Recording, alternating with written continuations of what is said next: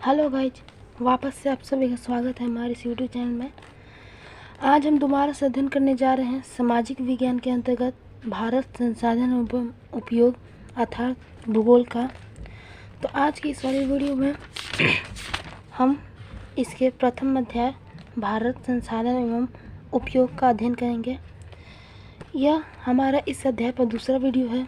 इससे पहले वाले वीडियो में हमने संसाधन का महत्व, संसाधन का वर्गीकरण, संसाधन के प्रकार को विस्तार पूर्वक समझा दिया है। यदि आपने वह वीडियो नहीं देखा तो कृपया हमारे चैनल के भूगोल वाले प्लेलिस्ट से जाकर देख लें।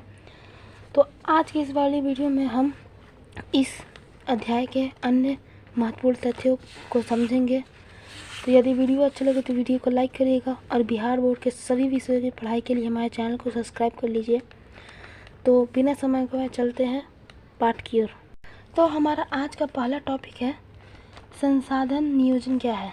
तो संसाधन नियोजन का संसाधनों का विवेकपूर्ण उपयोग ही संसाधन नियोजन कहलाता है।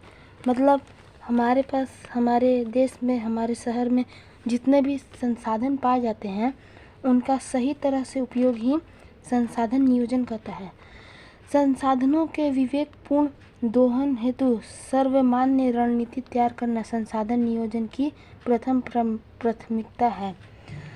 संसाधन नियोजन की प्रथम प्राथमिकता क्या है? तो संसाधनों के विवेकपूर्ण दोहन को सर्वमान्य रणनीति तैयार करना।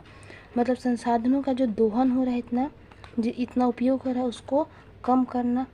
ठीक, कुछ ऐसे भी प्रदेश हैं जहां एक ही प्रकार के संसाधन का प्रचुर भंडार है और दूसरे संसाधन में वह गरीब है, जैसे झारखंड, मध्य प्रदेश और छत्तीसगढ़ आदि ऐसे प्रदेश में जहां खनिज एवं कोयले का प्रचुर भंडार है। उसी प्रकार बिहार भी चूना पत्थर एवं पैरासाइट जैसे खनिजों में दही है, परंतु बाकी सब चीज़ों में गरीब है। ठीक, फिर अगला टॉपिक है कि राष्ट्रीय, प्रांतीय तथा अन्य स्थानीय स्तरों पर संसाधनों के समायोजन एवं संतुलन के लिए संसाधन नियोजन की अनिवार्य आवश्यकता है। तो ये तो था संसाधन नियोजन। और फिर उसके बाद है भारत में संसाधन नियोजन। तो किसी भी देश के उपलब्ध संसाधनों का संचित उपयोग कर उस देश की उन्नति का मार्ग प्रशस्त किया जा सकता है। मतलब किसी भी देश में जितना भी संसाधन पाया जाता है उसका सदुपयोग, मतलब सही सही जगह उपयोग करने से वह देश उन्नति के मार्ग को प्राप्त कर सकता है। ठीक, फिर यहाँ दिया है संसाधन नियोजन को सोपाने रूप में बांट कर अध्ययन किया जा सकता है। यहाँ कुछ रूप दिया गया है जो आप पढ़ लीजिएगा। ठीक, फिर आगे अगला टॉपिक है हमारा संसाधनों का संरक्षण। तो संसाधनों का संरक्षण क्या है? तो संसाधनों का अविवेकपूर्ण या अतिशय उपयोग विविध प्रकार के सामाजिक, आर्थिक, सांस्कृतिक एवं पर्यावरणीय समस्याओं को जन्म देता है। इन समस्याओं के समाधान हेतु विभिन्न स्तरों पर संरक्षण की आवश्यकता है। संसाधनों को नियोजित एवं विवेकपूर्ण उपयोग ही संरक्षण कहलाता है। तो संसाधन के संरक्षण की परिभाषा यही होगी कि संसाधनों का नियोजित एवं विवेकपूर्ण उपयोग ही संरक्षण कहलाता है। ठीक, फिर इसी में हमारा अगला टॉपिक है कि प्राचीन काल से ही संसाधनों का संरक्षण समाज सुधारकों, नेताओं, चिंतकों एवं पर्यावरणियों के लिए एक चिंतनीय ज्वलंत विषय रहा है। इस संदर्भ में महान दार्शनिक एवं चिंतक महात्मा गांधी के विचार हैं। यहाँ महात्मा गांधी ने संसाधन के नियोजन संरक्षण के लिए कुछ कहा है कि हमारे पास पेट भरने के लिए कुछ भी नहीं है, कुछ है, बहुत कुछ है, लेकिन पेटी भरने के लिए नहीं है। मतलब हमारे पेट भरने के लिए बहुत कुछ, मतलब हमारे घर हमारे देश में कृषि, फूल, फसल इत्यादि हैं, परंतु पेटी यानी हमारे आय बढ़ाने के लिए कुछ नहीं है। फिर मेधा पाटकर का नर्मदा बचाओ अभियान, सुंदरलाल बगुड़ा का चिपको आंदोलन, संदीप पांडे द्वारा वर्षा जल संचय इत्यादि संसाधनों के संरक्षण के लिए कदम उठाए गए हैं। ठीक, फिर हमारा आगे है कि संसाधनों के संरक्षण हेतु अंतर्राष्ट्रीय स्तर पर अनेक सम्मेलन हुए हैं। सर्वप्रथम 1968 ईस्वी में क्लब ऑफ रोम ने इसकी वकालत की थी। 1974 ईस्वी में सुमशेर की पुस्तक स्मॉल इज ब्यूटीफुल में इससे संबंधित गांधी जी के विचार प्रकाशित हुए हैं। ब्रंटलैंड आयोग द्वारा प्रस्तुत 1987 का प्रतिवेदन भी संसाधन संरक्षण के संबंध में विश्व जगत की दृष्टि खोलने के लिए कारगर साबित हुआ है। मतलब संसाधन संरक्षण के लिए हमारा ही देश नहीं, बहुत सारा देश अनेक सम्मेलन किया है, जिसमें सबसे पहला सम्मेलन कब हुआ था तो 1968 में। कब? तो क्लब ऑफ रोम में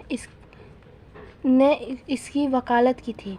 तो पूछेगा प्रश्न कि प्रथम अंतर्राष्ट्रीय संसाधन संरक्षण कब हुआ था तो 1968 में। तो उसकी वकालत किसने की थी तो क्लब ऑफ रोम में।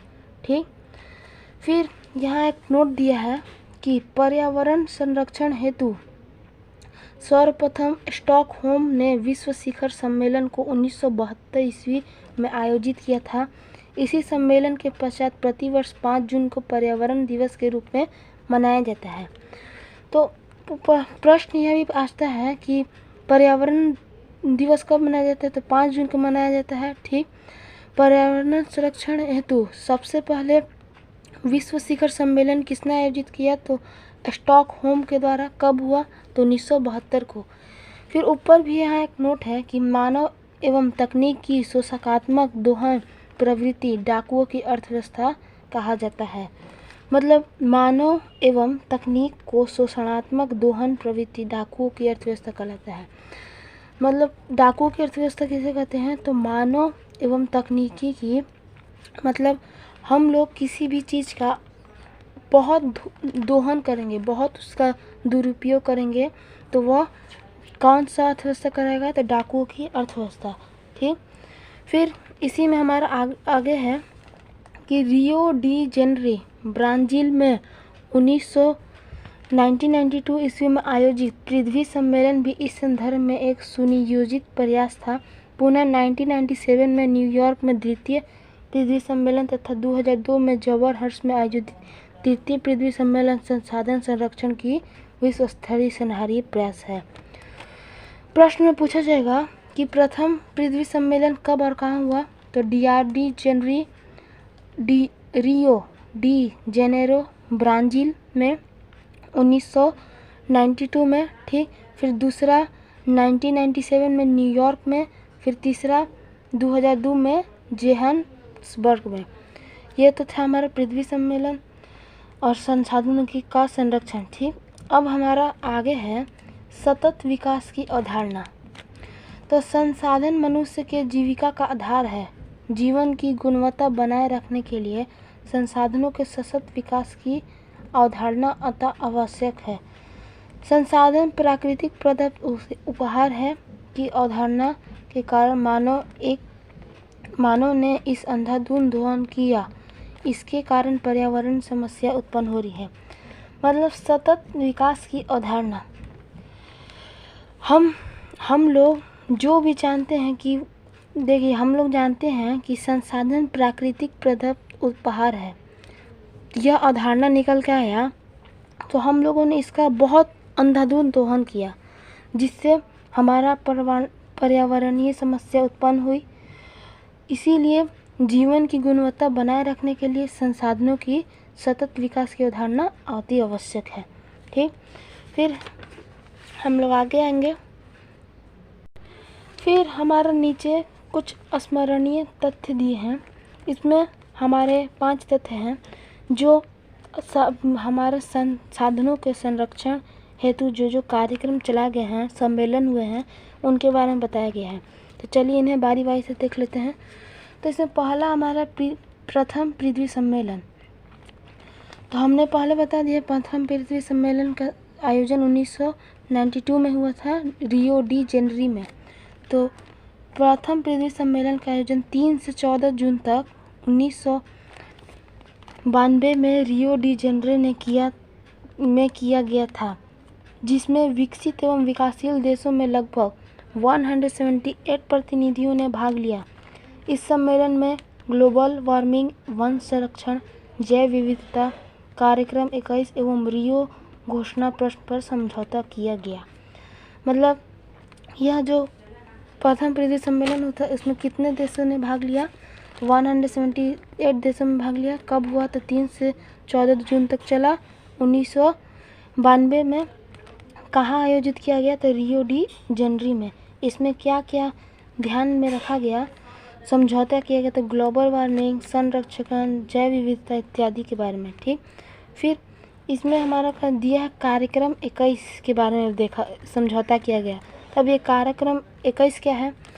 तो संयुक्त राष्ट्र पर्यावरण और विकास के तत्वावधान में रियो डी जेनेरो सम्मेलन में राष्ट्राध्यक्ष द्वारा स्वीकृत 800 पृष्ठीय एवं घोषणा पत्र है। इसमें सतत विकास को प्राप्त करने के लिए 21 कार्यक्रम को स्वीकृत किया गया है। इस एजेंडे को गठित करते हुए सभी देशों के निर्देश दिए गए हैं। इस पर होने वाला खर्च वहन हेतु विश्व पर्यावरण कोष की स्थापना की गई है। मतलब यह सतत विकास को प्राप्त करने के लिए कार्यक्रम है। इसमें 21 कार्यक्रम दिए हैं, इसीलिए कार्यक्रम 21 इसका नाम है। इसमें 800 घोषणा पत्र हैं। ठीक, और इसमें जो खर्च का वहन हुआ है, मतलब जिससे खर्चा है, उससे विश्व पर्यावरण कोष की स्थापना की गई है। ठीक, यह तो था हमारा कार्यक्रम 21 और प्रथम पृथ्वी सम्मेलन। अब हमारा आगे है द्वितीय पृथ्वी सम्मेलन।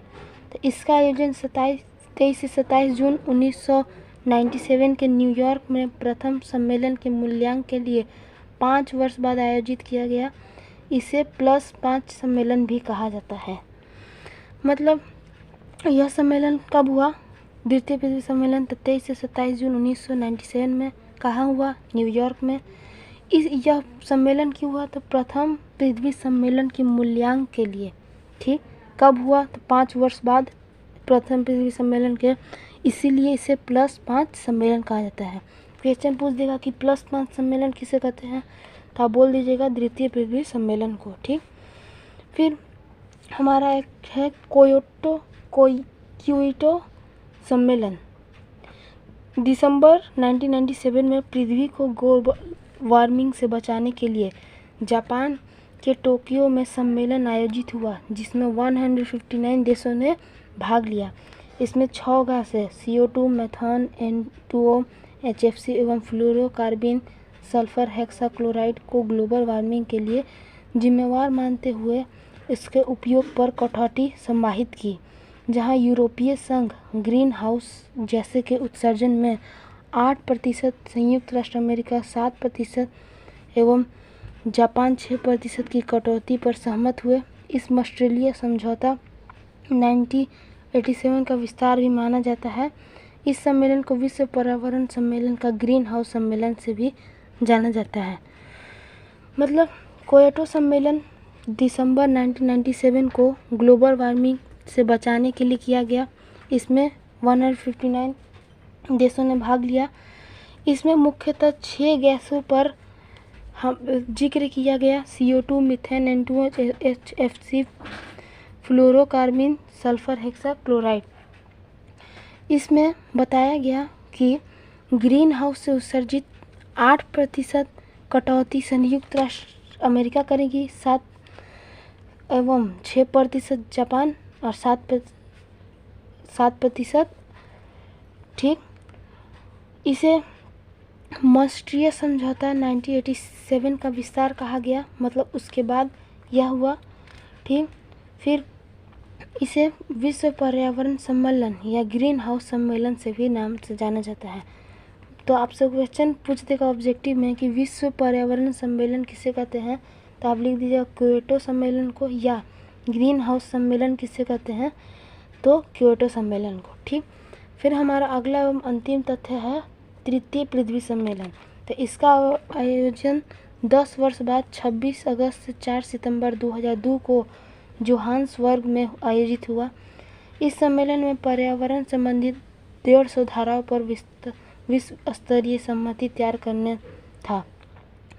इस सम्मेलन में विश्व के विभिन्न देशों में भाग लिया। 2000 प्रतिनिधियों ने भाग लिया। ठीक, मतलब द्वितीय पृथ्वी सम्मेलन कब आयोजित हुआ? तो 10 वर्ष बाद प्रथम द्वितीय पृथ्वी सम्मेलन के अर्थात 2002 में। ठीक, कहाँ आयोजित हुआ? तो जोहान्सबर्ग में। इसमें पर्यावरण संबंधित 150 धाराओं को विश्व स्तरीय सम्मति प्राप्त की गई और इसमें 2000 प्रतिनिधियों ने भाग लिया।